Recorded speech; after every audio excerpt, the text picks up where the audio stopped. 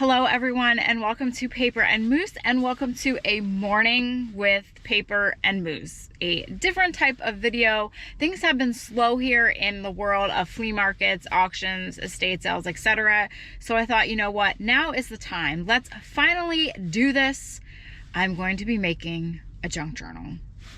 I know, crazy. I've been saying it for how long, and today is the day we are starting. And to start that journey, I have to make my way to a craft store, and that is what I'm doing. I thought I would take you all along with me to see this whole process. I don't know how this is gonna go, but we are going to do it. We are finally going to make a junk journal.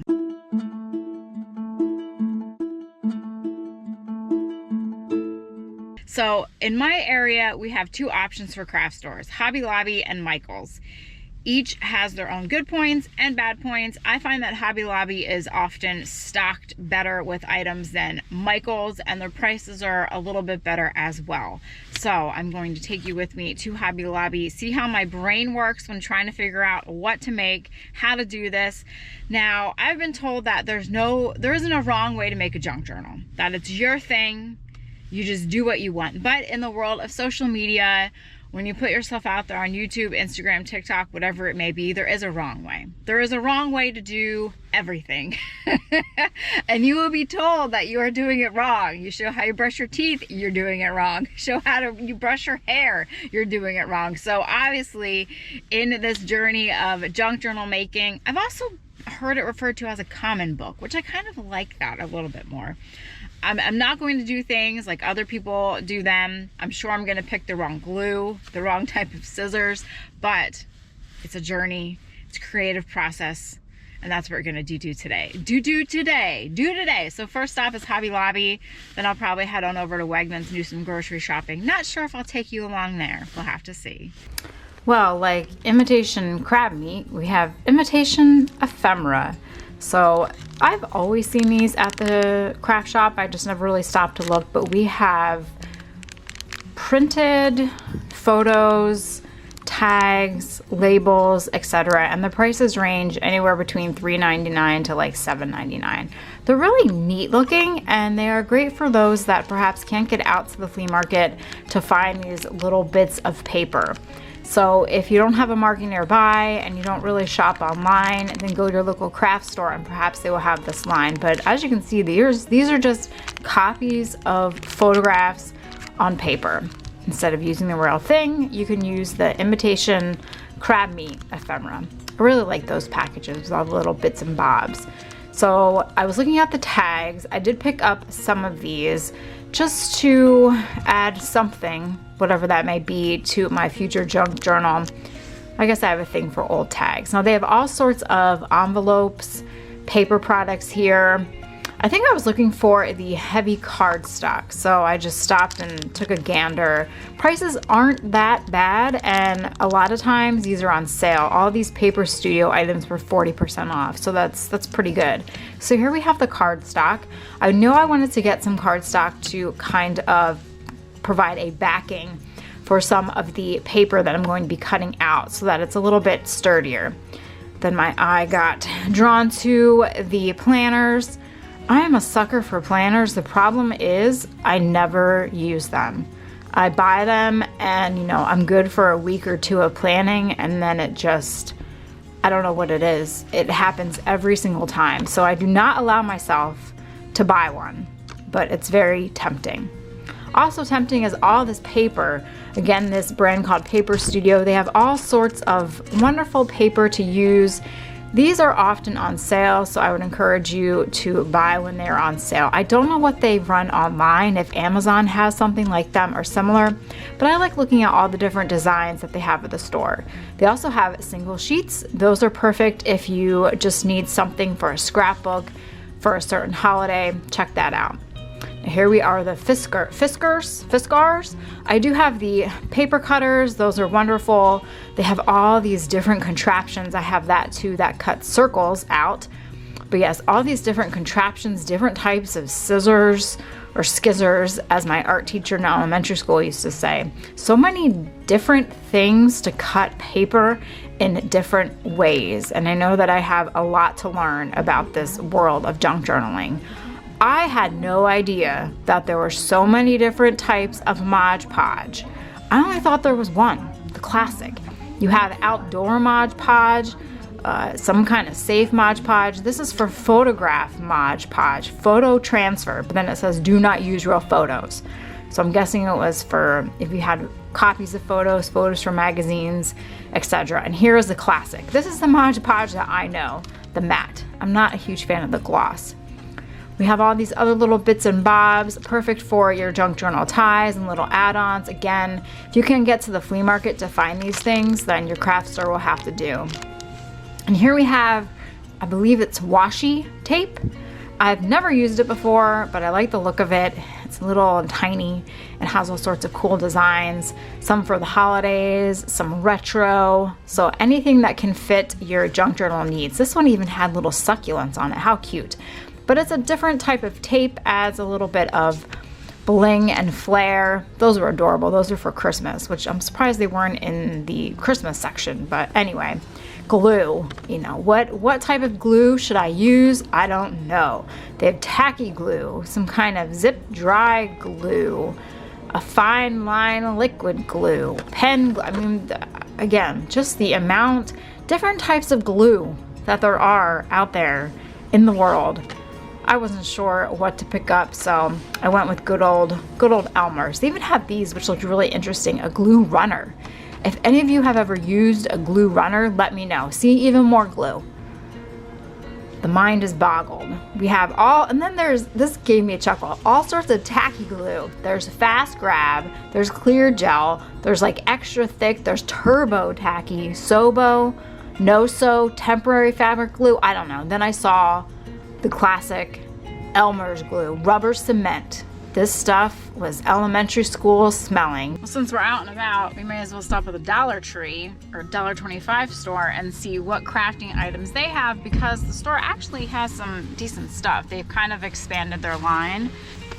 So at the Dollar Tree, Dollar General, this is Dollar Tree, they have all sorts of different things.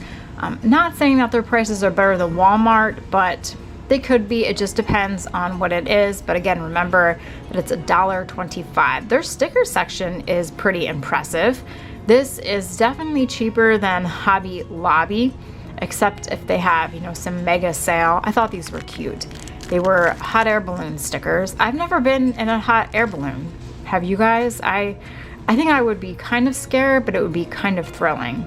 Lots of paint, more glue. I've had enough glue. I don't need to see any more glue, but there's that glue. This roller cutter thing, glue and scissors, so many different types.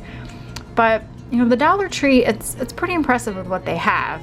These I thought were really funny. They're just pieces of fabric. I don't know how big, but I'm like, wow, $1.25 for those. I'll get it at the Tote Man.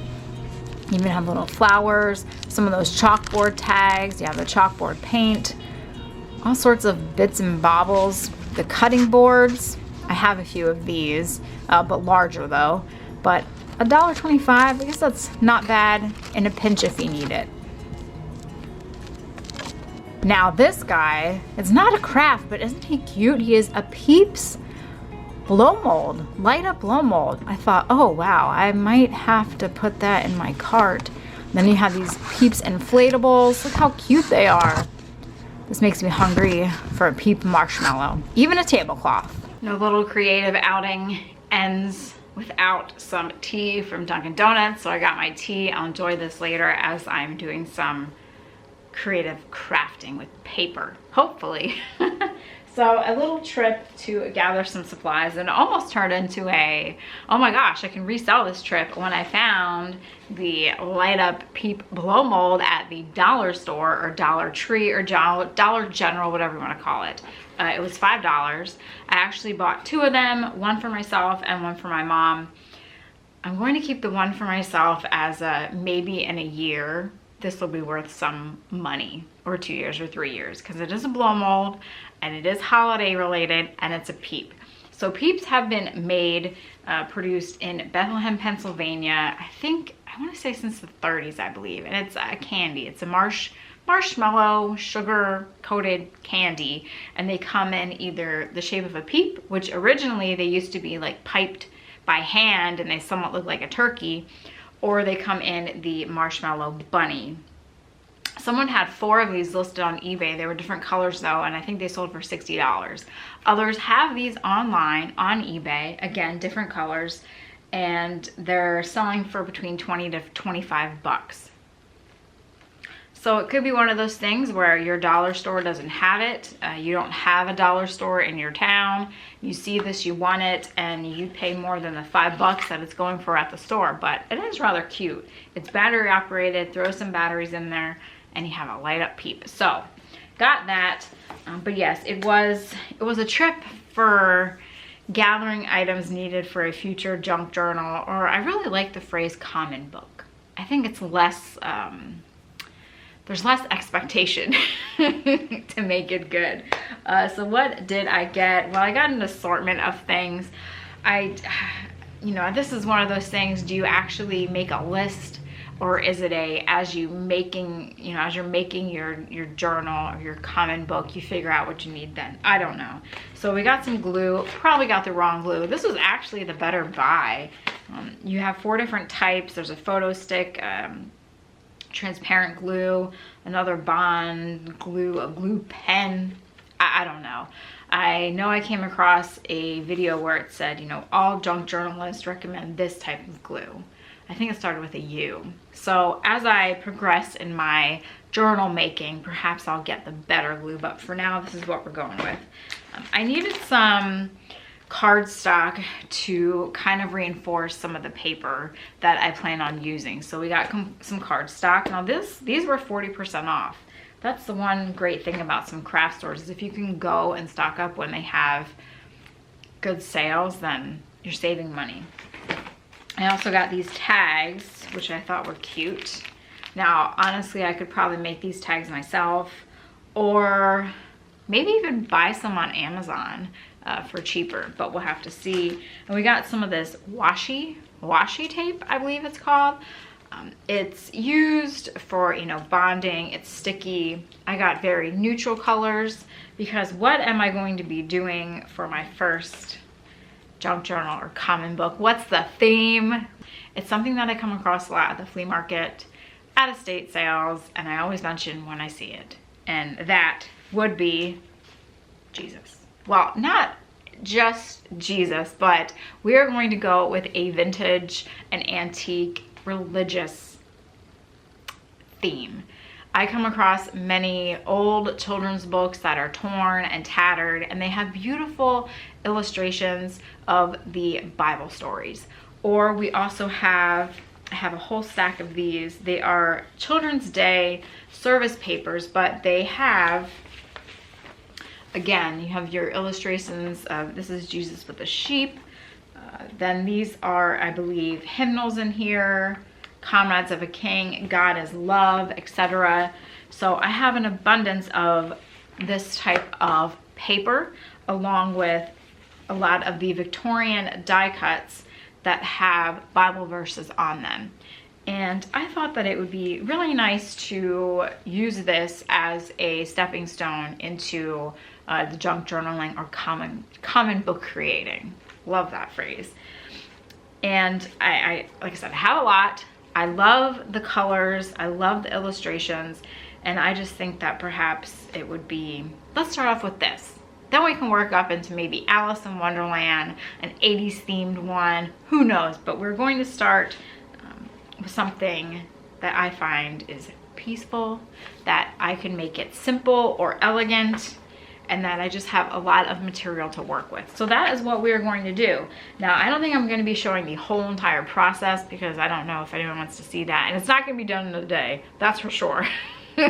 This, like my research, is going to take me some time, but I just wanted to bring you along and show you what all is out there in terms of the paper. I mean, you saw the reproduction photos, the reproduction tags, all these things that can be used if you do not want to use the original, or they can give you ideas on what you can use and what you can make. But there's a lot out there, and this journey is just beginning. So a little bit of a different type of video. I hope you enjoyed this.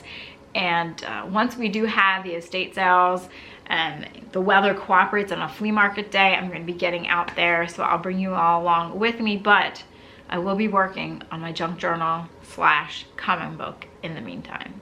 So thanks so much for watching. If you're going to create something, I wish you luck on your endeavor. Remember, it does not have to be perfect. As long as you like it, as you enjoy it, and then you take pride in what you made, then it is perfect. It is perfect. Thanks for watching. Have a great day, and I will see you all next time for the next adventure here at Paper and Moose.